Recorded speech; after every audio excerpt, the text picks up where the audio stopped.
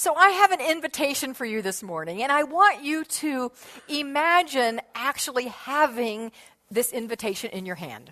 So the envelope is an eggshell color, kind of an off-white ecru color, and it's a beautiful linen fabric. So can you see an envelope? Actually, an oversized envelope. Do you see that envelope in your hand? Feel it, touch it, and feel the quality of that beautiful paper. All right, you got it? And now I want you to see on the outside of it, in gorgeous calligraphy, your name written. You got it? All right. So I want you now to open it up, pull out the invitation, and see that there is gold engraved writing on it. Yeah. And that writing says, "You are cordially invited to let 2017 be the year that you awaken, truly awaken to the beauty of life that Spirit intends for you." Okay? Did you read that? In case you couldn't quite read it, I want to read it to you one more time. You can even see in your mind's eye that gold engraved writing coming out as I'm reading this. It says, "You are cordially invited to let 2017 be the year that you awaken, truly awaken, to the beauty of life that Spirit intends for you." My question is, what would your life look like if you RSVP'd yes? What would your life look like if you RSVP'd yes to that invitation? What if in 2017 you were fully awake and fully present to life and all that it brings? Life awake and aware and available to this now moment and everything that's in it, the good, the bad, and the ugly. Just be present and awake to it. Present and awake to who you are in every moment. Present and awake to what brings you joy in this moment. Present and awake to the life that you're creating with every thought you think, every feeling you feel, and every word you speak. What would your life be like if you were fully awake and present to that? This month, we're going to explore that question every Sunday. We kind of set the tone for it last Sunday. Now we're going to really expand on it for the rest of this month. We're also going to, as we expand on this invitation, we're also going to just, in kind of sideways, follow a tradition that we have in Science of Mind. We don't have too many Science of Mind traditions, so we kind of like to honor the few that we have. And one that we have is that in the month of January, we get back to the basics. And oftentimes, we will explore the first 4 pre-chapter chapters of our Science of Mind textbook, the thing itself, how it works, what it does, and how to use it. That's the name of the chapters. And I've done that so many times, I cannot do it that way again. I can't. I just can't. But what I will do this month is explore and quote oftentimes from those chapters, and always the reading that we have at the beginning of the service will be from those chapters. Many times the quotes that I use will be from those chapters, and we'll always throw in some basic, really fundamental Science of Mind as we explore this invitation. So does that sound like a plan for us? Yes, say yes with exuberance and enthusiasm. Thank you. That helps me get going. Because today, we're going to look at what have been called a couple of different things. But one of the ways that these have been described are the 4 stages of our evolution of our spiritual consciousness. 4 stages of the evolution of our spiritual consciousness. They've also been called the 4 kingdoms, depend on who you're talking to and what perspective they're coming from. But I hadn't heard until Reverend Sally commented on them as the 4 kingdoms, and I didn't know what she was talking about. I'm like, what are you talking about, the 4 kingdoms? And then she told me, I went, oh, I know that. So, and you actually inspired this talk today, so thank you for that. So the 4 kingdoms we're going to look at today, they really are stages in our spiritual evolution. But I love this particular definition of the word kingdom. I love looking up words and seeing what the dictionary has to say they mean. I mean, I know what kingdom means, but I decided to look it up and to see if there could be a definition that really applied to this idea. And this was one of the definitions of kingdom, which I just really love. A realm or region in which something is dominant. A realm or region in which something is dominant. So we're going to look at 4 ways of having something be dominant in your life this morning. And as we do, I want you to be thinking about, without any judgment at all, no judgment here, but just observation of where are you in these realms. No beating yourself up that you're not advanced enough, no self-criticism, you're not good enough, none of that. And also no, oh, look at me, I'm really pretty good because I'm advanced. That's ego.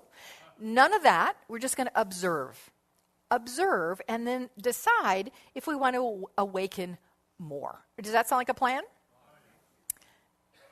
Yeah. I need that. You know that. I need that. All right. Thank you.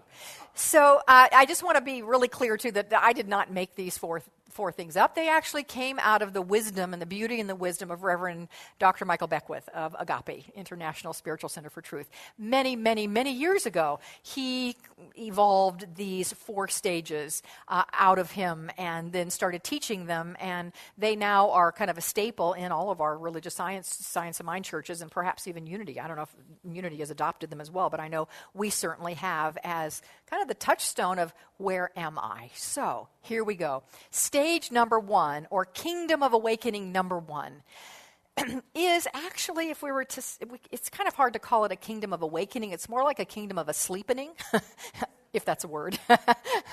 Because in this kingdom, while there is no judgment, we're not very awake. And it is called the why me stage. I also have other titles to go with these, and this could be called the mortal stage, the why me or the mortal stage. And in this stage, oh, woe is me, life is tough.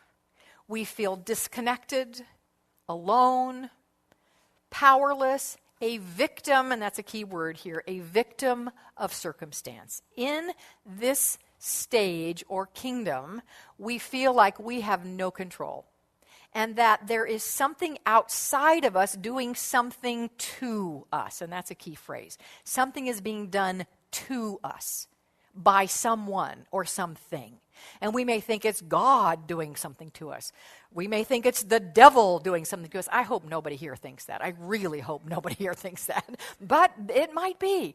I know I have I'll say colleague, not ministerial colleague, but a friend, I'll say friend, acquaintance, that's probably better, who, we come from very different spiritual traditions, and I don't know her that well, met her not that long ago, but we have pretty deep conversations, and she is telling me often how the enemy is doing this and that in her life, and for a while I'm like, the what?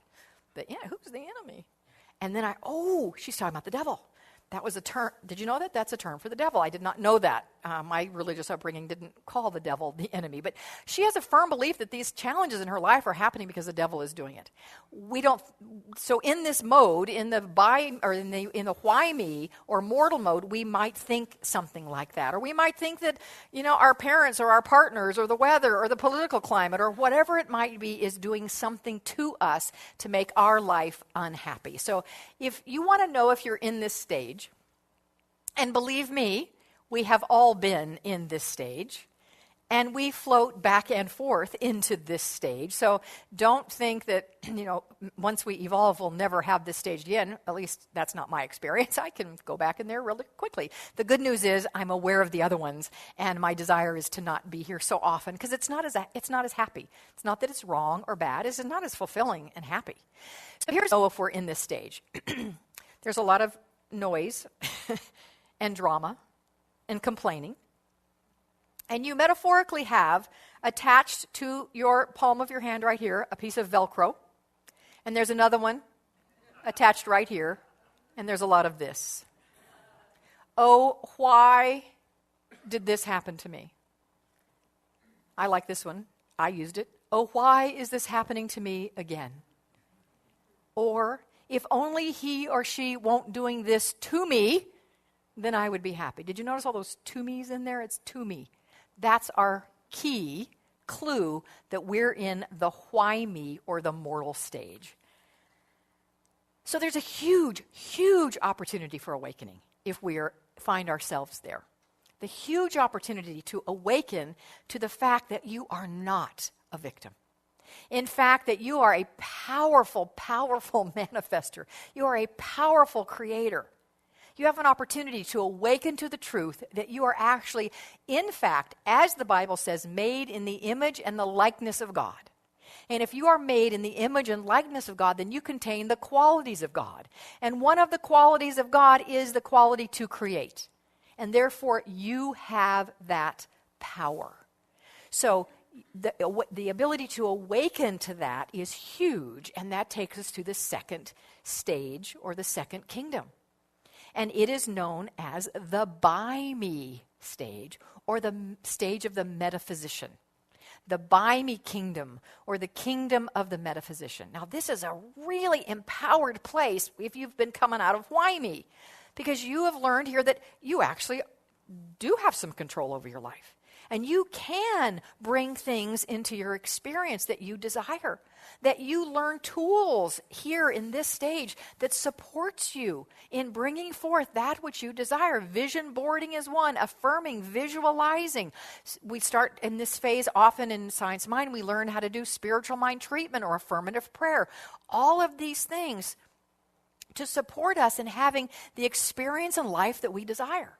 And it is critically important, I believe, if we're going to live in this life and have a fulfilled life and have a life of beauty that Spirit intends for us to live, that was your invitation, right? We need to master this phase. We need to get it. We need to learn how to use this thing that we call the law. And the law is simply the way that God works. And it is infallible and immutable and works exactly the same way for everybody, always and in all ways. And the law responds to what we have going on inside of us. Ernest Holmes, from page 38 of the textbook, you're welcome, said, "We are thinking, willing, knowing, conscious centers of life. We are surrounded by, immersed in, and there is flowing through us a creative something." And he later refers back to that creative something as the law, so I'm going to say it now. So, we are thinking, willing, knowing, conscious centers of life. We are surrounded by, immersed in, and there is flowing through us a creative law. The sum total of all our thoughts, will, purpose, and belief creates a tendency in this law that causes it to react to us according to the sum total of that belief. Ignorance of the law excuses no one from its effects. If then certain specific ways of thought and belief have produced limitations, other beliefs will change them. In this stage, in this kingdom, we learn that we can change out there by changing in here. Ernest Holmes had a famous quote, "Change your thinking." What's the rest of it? Come on, you know it. Change your thinking, change your life. This is a very empowering phase, and I'll say it again and probably more than once. We need to learn to get this. We need to get this phase. It's not the last phase, but we need to get this phase. And we do a really good job here of helping people get this phase. And many, not all, but many of our classes, particularly the foundations class, is about giving you the tools to help you get this phase, to help you get that you are a powerful manifester and then use those tools. So again, I gave a little blurb about the foundations class already. Here's my chance to give another one. If you have not taken that class yet and you're relatively new to these teachings, this is the class for you. If you have been in it for a while, but you've gotten rusty in using these tools, this is the class for you. If you've been doing it for a long time and yet you still feel like there's just a bit more for you to get, this is the class for you. So that pretty much covered everybody in this room, right? All right, there you go. So I look forward to seeing all of you in the foundations class that starts on the 31st. I want to share with you the testimonial that is on the back of that flyer that's in the pew pocket in front of you that Lonnie referred to earlier. And I want to read it to you because it talks about the power of the foundations class and then others to make a shift internally, which then makes the shift externally. So you can read this later on your own. Please take it with you if you want. But this is what Pete Waring wrote. And Pete is one of our spiritual life coaches now, but he writes about when he first came in here. He said, "Like many who first wander into Creative Living Fellowship, I felt that at the ripe old age of 50, I had failed at life in general. Broke, overweight, smoking, drinking, overeating, and alone. Man, that's kind of the full gamut of not very good, isn't it? Not very happy. Obviously, what I was doing was not working, and I was searching. It was only a few weeks from when I committed to a new path that Spirit walked me into CLF. Then came the miracles.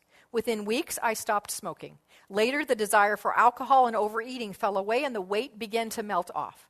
But these are the exterior manifestations. The biggest miracles happened on the inside. My journey with CLF began exclusively with classes. In fact, it was close to a year before I started attending church. Sundays, church scared me. That just cracks me up now knowing him.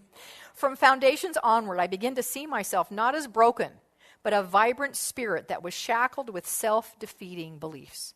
Each class busted a limiting belief and replaced it with one that expressed my gift to life. Not only did my optimism return, I also had results. I went from believing I was not good enough to believing that since I exist, Spirit has a purpose for me. I went from being unhealthy to being vibrant. I went from being broke to being comfortable with retirement savings, cash in the emergency fund, and no credit card debt. That's in big caps, by the way. Most of all, I was able to break through the prison of self-loathing to become a loving and generous person. My world is beautiful, exciting, and full of loving relationships. I am no longer alone. He learned tools. Peter has learned to master manifestation, to master this by me phase. So critically important that we get it. Critically important, but not the final stage. There's more. There's more. Yes, there's more. So in this stage, we learn to, we might say, make things happen, or we think we have to make things happen.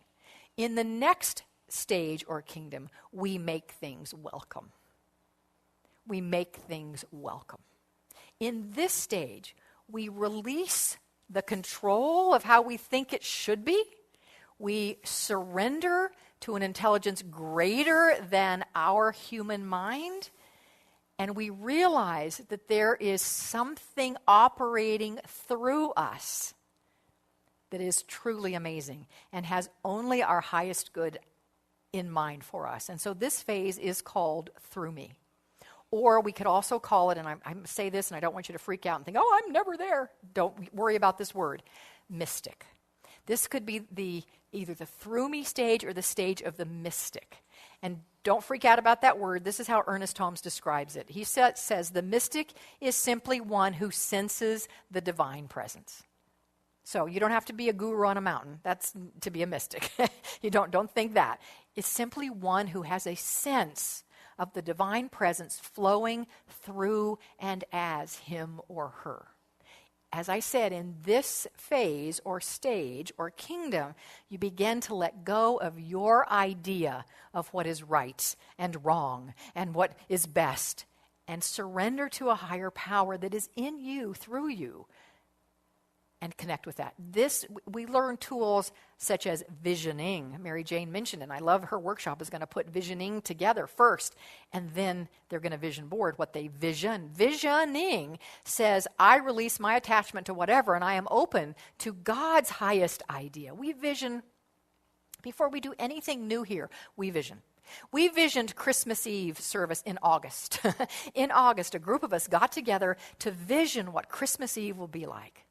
And it's so much fun, actually, to watch this happen and to see it then manifest itself through our humanness. These beautiful snowflakes were a direct manifestation of the visioning through Rick Hindle. Rick, are you here in first service or second? There he is. He's right there. Through Rick and through Nicole. And all of everything that happened on Christmas Eve was a result of the visioning that happened first. We got God's highest idea for Christmas Eve, and then we got to work bringing it forth.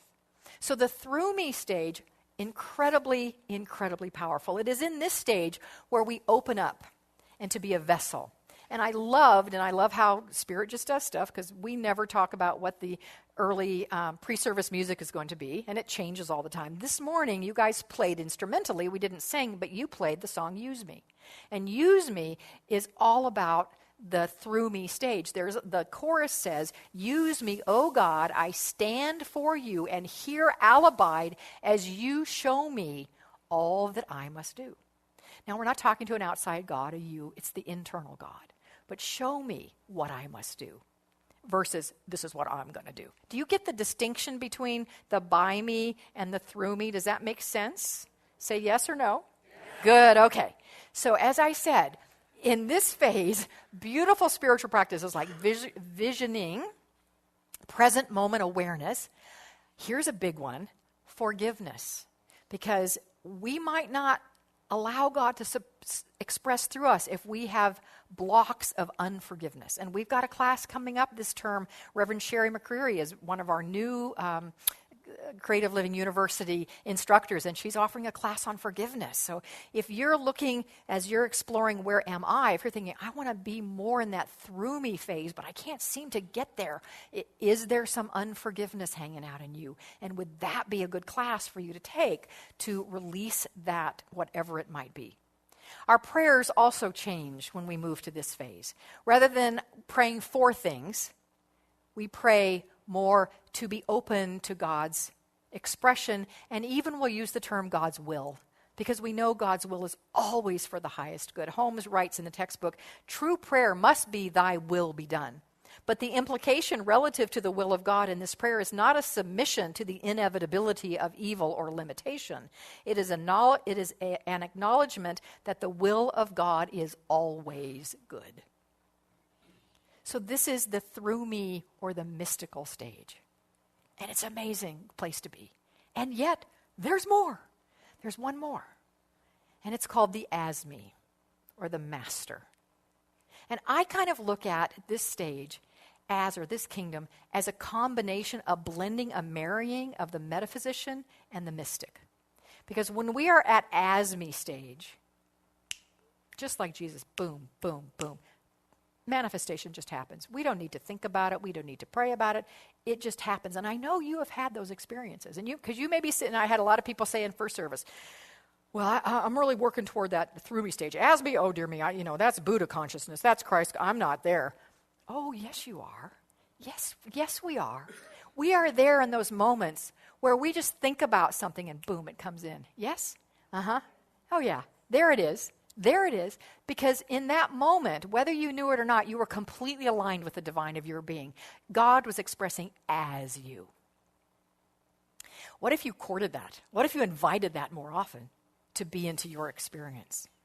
The person in as me is the one who, when they see lack or limitation or a need out there, they know that all that is really needed there is more God to be expressed.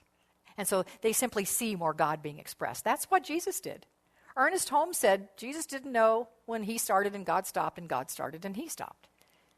And because he didn't know the difference, because he lived as me, he could speak the word and the water was turned to wine. He could speak the word and the tens of thousands of people were fed. I know the Bible says 5,000, but if you look at it, it says 5,000 men and women and children. So that's probably, 15,000 people. I don't know. Yeah, allowed him to do that, allowed him to raise Lazarus from the dead. It allowed all those things because he just knew and it was done. That's the as me phase. I love the final words in the final conclusion of our Science Mind textbook. Now, it's not the final words of the book because there's more on conclusion. Ernest was verbose and he loved to talk and write. So there's more after the final conclusion. Great stuff, by the way. But in the final conclusion, the final words are this. The essence of spiritual mind healing and of all true religious philosophy is an inner realization of the presence of perfection within, around, and about. It is the hope of heaven, the voice of God proclaiming, I am that which thou art. Thou art that which I am. And that is as me, or master consciousness. I am that which thou art.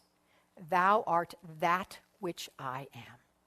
And if we were to put one word to that which God is and that which I am, it is love and only love. So as I said before, during our journey in this human experience, we will move from the various kingdoms. We will take up residence in one of them or another, depending on where we are mentally, emotionally, spiritually, and what's going on in our lives. No right or wrong.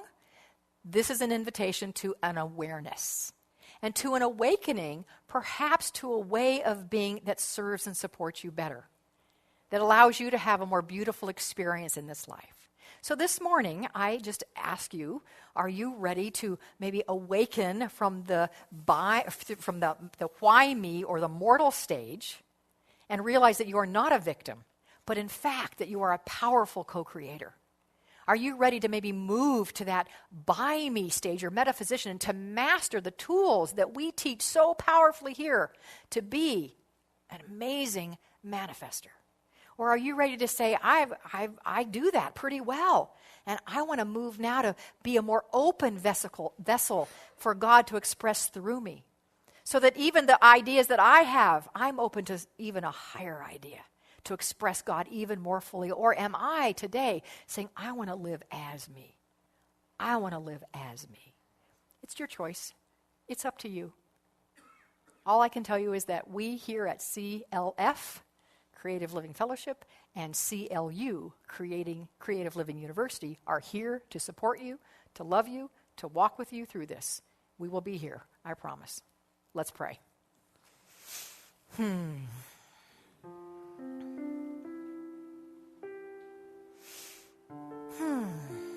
So we just take a couple of deep breaths. I am aware that I just delivered a lot of information. And the brain might be swimming. So let's take a drop from the brain to the heart, where the presence of the divine lives as us. In the heart, where the love of God, the life of God, the energy of God, the essence of God is. Now, of course, it is in more places than just my heart and the heart of each person here, because God is so much bigger than that, and we know that. So the love of God, the life of God, the energy of God, the essence of God is all there is, and it lives as me, and it lives as each and every one of us. And in this awareness, I acknowledge and recognize and speak my word into that law that always and in all ways says yes. I speak my word for each of us here this morning, and that wherever we are in the various kingdoms or in the stages of our spiritual evolution, wherever we are, and whatever we want to awaken to, that occurs. So a movement out of victimhood into powerful creator. If that is the intention of someone here, I accept and know that it is done. If it is the intention to move and expand from being, I'm going to put it in quotes, just a manifester, to being a manifester of divine wisdom and intelligence through them, I accept and know that that occurs. And if there is the intention here to walk as God, a living embodiment of the divine, I accept that that occurs here and now. Because I know we have said yes to that beautiful divine invitation to awaken. And I affirm and know that 2017 unfolds beautifully according to this yes this morning, according to this prayer this morning, according to the law that has responded right here and right now. And so therefore I am grateful, deeply, deeply, deeply grateful that it is done. And I know that it is done. And in the knowing and in the gratitude that it is done, I can release, and I do release these words into the infinite law of God. I release, I let go and know, I let go and seal this prayer in faith, in trust, and in truth. And so it is.